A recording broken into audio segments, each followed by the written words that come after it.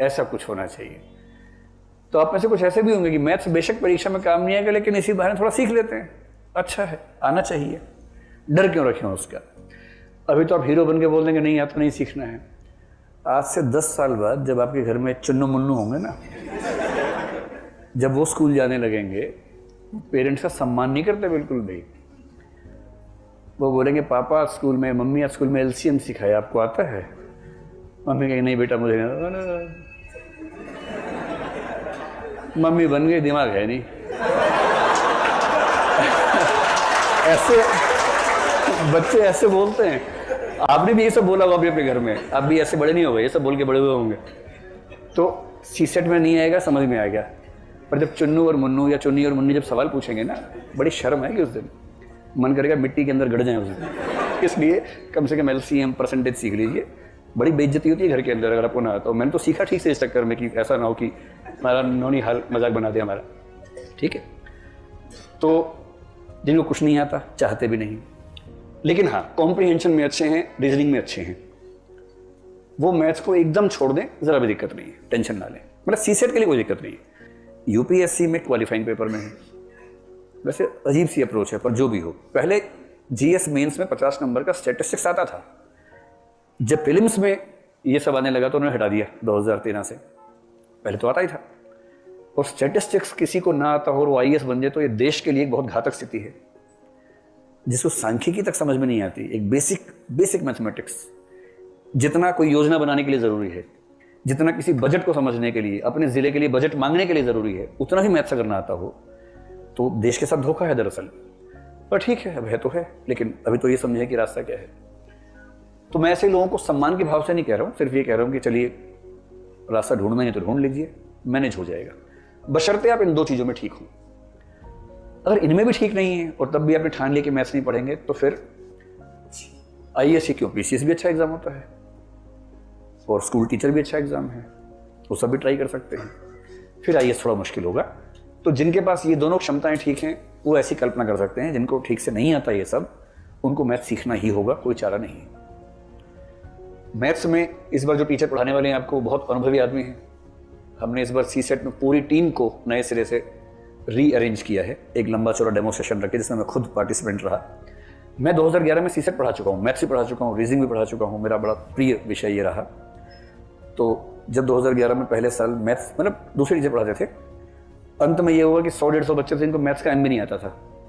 उनको वहाँ से शुरू करना था कि प्लस क्या होता है, माइनस क्या होता है, माइनस में खाली डंडा क्यों बनाते हैं, उनको उस लेवल से सीखना था। तो फिर मैंने 20-25 क्लासेस ली उनके लिए, उनको परसेंटेज, एवरेज, वो सब समझाया कि कंसेप्ट समझो, थोड़ी प्रैक्टिस करो, बहुत आसान है मैथ्स, तो बहुत आसान चीज़ है, अगर आपकी रुचि उसमें बन जाए तो उसमें ऐसा क्या है। तो इस बार हमने कोशिश की है कि कुछ ऐसे टीचर्स आपको मिले जो आपको उस लेवल पर ले जाके समझाएं, और मुझे उम्मीद है कि समझा भी देंगे। जिनको ठीक से आता है, केवल थोड़ी सी प्रैक्टिस करते रहे। उनका टारगेट ये होना चाहिए कि जो 20 या 12 अगर डीआई के सवाल हैं, ये सारे के सारे सवाल एकदम ठीक हों, और अगर आपने मैथ्स ठीक कर दिया तो काम खत्म हो गया। 27 से तो करना था, 20 मैथ्स से ही कर दिया। और यदि मैथ्स में 20 से कम है, 17 है, तो इसका मतलब है कि 10-12 डीआई से सवाल आए हैं, 25-30 हो ही गए। So simple. हाँ, जो तीसरी कैटेगरी है कि थोड़ा थोड़ा आता है, सीखने की इच्छा भी है, अब तक डर है क्योंकि किसी ने ठीक से सिखाया नहीं, लेकिन मौका मिलेगा तो सीखना चाहेंगे, उनसे मैं कह रहा हूं कि कुछ टॉपिक्स को विशेष रूप से ध्यान देकर सीख लीजिए, बाकी छोड़ दीजिए। क्योंकि सीसेट में जो मैथ्स आता है ना, अगर पहले हम देखें सीसेट में मैथ्स क्या क्या आता है, अरिथमेटिक ज्यादा है, थोड़ी ज्योमेट्री है, थोड़ी सी अलजेब्रा का हिस्सा है। और बच्चे आमतौर पर डरना शुरू करते हैं अलजेब्रा आते ही। जैसे एक्स आ जाता है ना, ये एक्स फैक्टर जो है, ये बड़ा खतरनाक फैक्टर है मैथ्स में। अच्छा, मजे की बात है कि एक्स जरूरी नहीं है, आप उसको ए भी कर सकते हैं, टी भी कर सकते हैं, एल भी कर, पर वो एक्स का नियम परंपरा चल पड़ी है। तो जहां आपने किसी बच्चे से कहा कि मान लो कि एक व्यक्ति के पास एक्स संख्या में संतरे, उसको लगता है यार संतरे एक्स कैसे हो सकते हैं, संतरे 8 होंगे, 10 होंगे, एक्स कैसे हो गया। और फिर आपका वो संघर्ष शुरू, उसको समझाना कि एक्स केवल एक वेरिएबल वैल्यू है जो कुछ भी हो सकती है, इतने तो समझना है। लेकिन जिसके मन में वो खौफ बैठ गया है एक्स का, उसे कैसे मैनेज करें। तो कोई बात नहीं, जिनको ज़रा भी दिक्कत है अलजेब्रा छोड़ दें, ज्योमेट्री छोड़ दें, कोई दिक्कत नहीं है। ज्योमेट्री में क्या है कि आप सीखने में जितना समय लगाएंगे उतना बेनिफिट इस पेपर में होगा नहीं आपको। कोई और पेपर देना वहाँ हो जाएगा, लेकिन इस पेपर में उतना बेनिफिट नहीं है। मुश्किल से 1 या 2 सवाल आएंगे जो ट्राइंगल्स के बेस पे, वृत्त के आधार पे आते हैं, बाकी सवाल नहीं के बराबर आते हैं। यहाँ तो आपको अरिथमेटिक के कुछ टॉपिक्स पे फोकस ठीक से कर लेना चाहिए।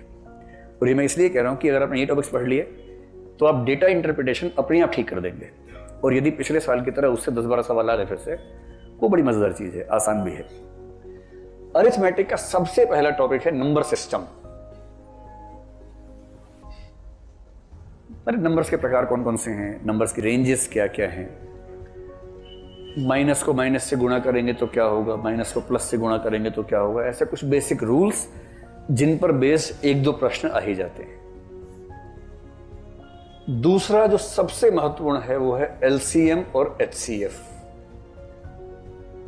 एलसीएम एचसीएफ का सवाल ये कह के नहीं आता कि मैं एलसीएम का सवाल हूं, लेकिन उस सवाल को देख के आप समझ जाते हैं कि एलसीएम का सवाल है, और जैसे ही एलसीएम निकालेंगे इसका उत्तर निकल जाएगा। एलसीएम एचसीएफ तो जिसको आप लघुत्तम समापवर्तक और महत्तम समापवर्त्य कहते हैं, वो तो कोर है पूरे अरिथमेटिक का, और इतना आसान है कि आधा घंटा लगा देंगे तो ये ऐसा कंठस्थ हो जाएगा आपको जीवन भर के लिए, भूलेंगे नहीं इसको आप। एक बेसिक अंडरस्टैंडिंग कि एलसीएम होता क्यों है, एचसीएफ क्यों निकालते हैं, और वहां से लिंक करके कुछ प्रश्न जिसमें एलसीएम से समाधान निकलता हुआ दिखे तो होगा। जैसे ही आपने ये दोनों चीजें कर ली, उसके बाद तीसरी चीज आएगी परसेंटेज। परसेंटेज बेसिकली एक किस्म का फ्रैक्शन है। तो परसेंटेज, फ्रैक्शन, डेसिमल, ये तीनों भाई बहन हैं, एक साथ पाए जाते हैं। फ्रैक्शन का मतलब समझ रहे हैं, 2/4, 2/3, भिन्न जिसको बोलते हैं। और वो फ्रैक्शन जिसमें नीचे 100 है वो परसेंटेज है। तो फ्रैक्शंस का वो रूप जिसमें नीचे की संख्या 100 है वही प्रतिशत है। और उसी को जैसे ही आपने कहा कि भाई फ्रैक्शन के रूप में नहीं लिखेंगे, तो आप डेसिमल के रूप में लिख देंगे उसको। तो डेसिमल, फ्रैक्शंस और उनका एक स्पेसिफिक रूप परसेंटेज, इनमें से मुख्य रूप से परसेंटेज। परसेंटेज पर बेस मैंने कल का पेपर देखा, आपका 18 का पेपर देखा कल, कम से कम 3-4 सवाल ऐसे हैं जो सिर्फ परसेंटेज की ठीक अंडरस्टैंडिंग होने से आ सकते हैं। चौथा टॉपिक है एवरेज, यानी कि औसत, और 5वां है रेशो एंड प्रपोर्शन। ये 5 टॉपिक्स तैयार करने में मेरे ख्याल से मुश्किल से किसी एवरेज इंटेलिजेंस के व्यक्ति को मुश्किल से 10 दिन लगेंगे। बस करना यह है कि हर तरह के टॉपिक